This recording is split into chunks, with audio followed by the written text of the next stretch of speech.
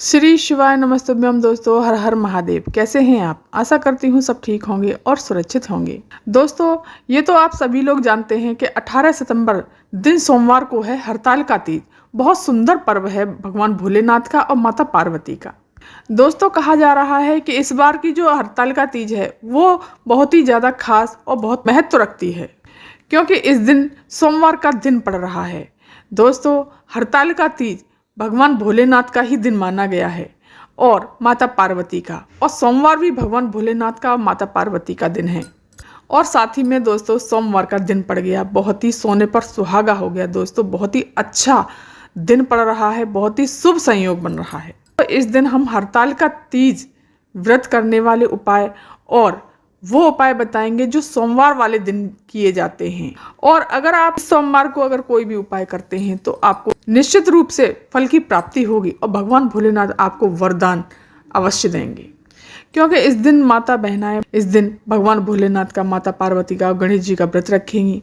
तो इस दिन माता पार्वती और गणेश जी को और भगवान भोलेनाथ को बहुत जल्दी प्रसन्न किया जा सकता है। दोस्तों, इस वीडियो में हम आपको 5 दीपक का बहुत ही विशेष उपाय बताएंगे। बहुत ही सुंदर उपाय बताया है पूज्य गुरुदेव ने। इस उपाय को हरताल का तीज के दिन कर लिया तो ये समझ लीजिए कि आपको बिना मांगे ही भोलेनाथ बहुत कुछ दे देंगे। और कुछ उपाय ऐसे हैं जो हरताल का तीज के दिन करने हैं, हरताल का तीज व्रत के उपाय हैं। चलिए जानते हैं इन उपायों के बारे में। जो भी माताएं बहनें इस उपाय को हरताल का तीज के दिन करेंगी और सोमवार के दिन करेंगी, उसे भगवान भोलेनाथ बहुत कुछ प्रदान कर देंगे। ये 5 दीपक वाला उपाय आपको हर तरह की समस्याओं से, दुखों से, कष्टों से बाहर निकालेगा और आपकी हर मनोकामना को पूर्ण करेगा। इस उपाय को दोस्तों आपको शाम के समय करना है, मतलब प्रदोष काल के समय पर। तो सबसे पहले आपको क्या करना है कि आटा लगा लेना है और आटे के 5 दीपक आपको तैयार करने हैं। मिट्टी के दीपक आपको तैयार नहीं करने हैं, आटे के ही दीपक बताए हैं पूज्य गुरुदेव जी ने। और उसके अंदर आपको लगानी है गोल बाती। गोल बाती के 5 दीपक आटे के आप तैयार कर लीजिए उसके बाद में। और इन दीपकों के अंदर आपको शुद्ध देसी गाय का घी डालना है। अगर देसी गाय का घी ना मिले तो कोई बात नहीं, नॉर्मल भैंस का भी घी डाल सकते हैं, लेकिन गाय का घी होता है तो अति उत्तम होता है। आपकी मनोकामना शीघ्र शीघ्र पूर्ण होने की संभावना रहती है।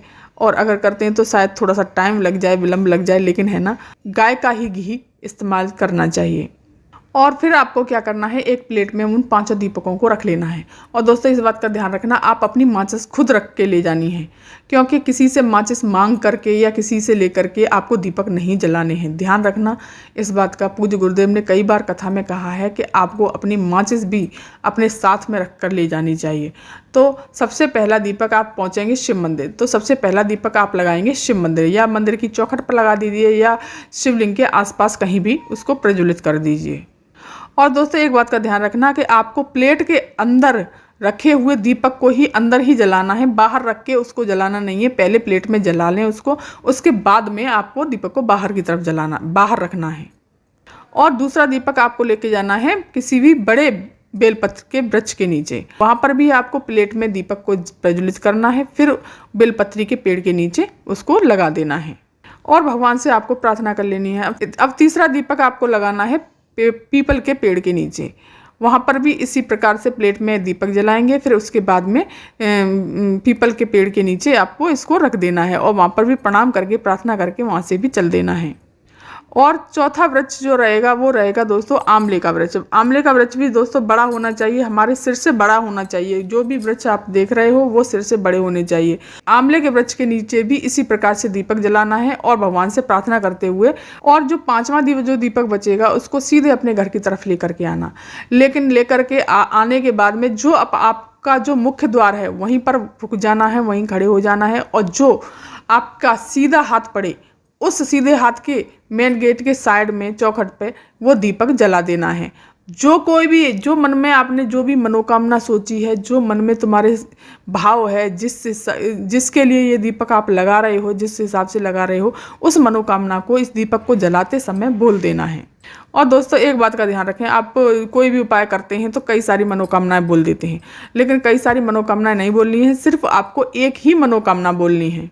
देखना दोस्तों, आपकी मनोकामना बहुत जल्द से जल्द भोलेनाथ पूरी करेंगे। दोस्तों इस दिन हरतालिका तीज का व्रत भी पड़ रहा है और सोमवार भी है। तो इस दिन अगर आप ये उपाय करते हैं तो निश्चित भगवान भोलेनाथ आपकी बात को जरूर सुनेंगे और आपकी मनोकामना जैसी भी मनोकामना है वो जल्द से जल्द पूरी करेंगे। दोस्तों ये तो सभी को पता है कि हरतालिका तीज सोमवार को 18 सितंबर 2023 को पड़ रही है। इसी दिन सब लोग हरतालिका तीज का व्रत रखने वाले हैं।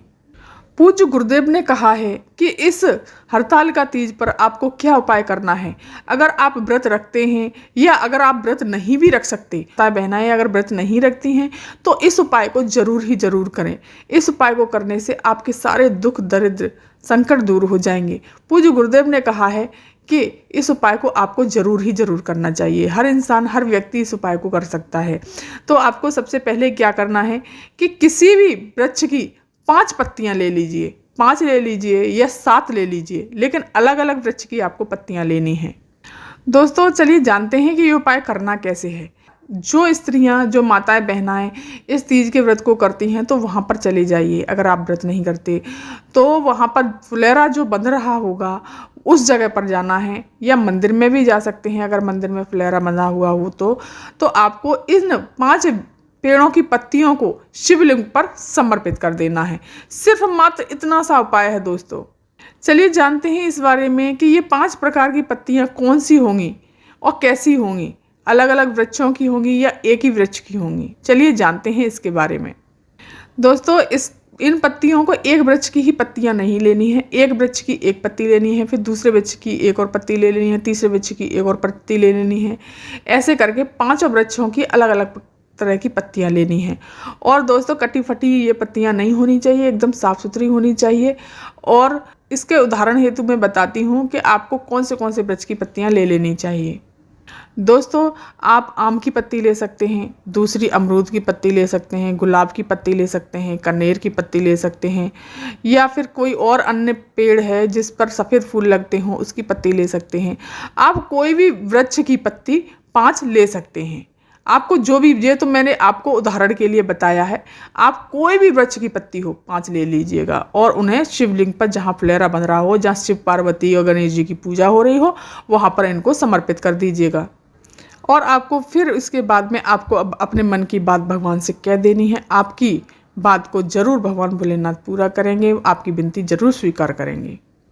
चलिए जानते हैं अब अगले उपाय के बारे में। दोस्तों ये उपाय आपके व्रत का फल दिलाएगा और अगर आप व्रत नहीं रखते हैं तो भी आपको फल की प्राप्ति कराएगा। चलिए जानते हैं इस उपाय के बारे में। पूज्य गुरुदेव ने कहा है कि इस उपाय को जो भी करता है उसे व्रत का पूर्ण फल प्राप्त होता है।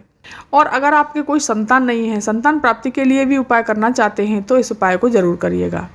और इस उपाय को आप हरतालिका तीज के दिन करेंगे तो आपको संतान प्राप्ति करने में सफलता जरूर प्राप्त होगी।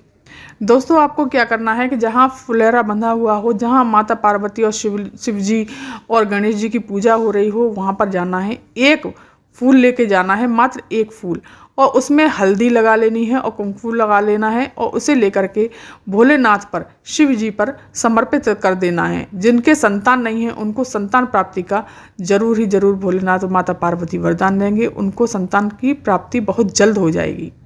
और भोलेनाथ से प्रार्थना करें संतान प्राप्ति की, बहुत जल्दी ही आपको खुशखबरी मिल जाएगी।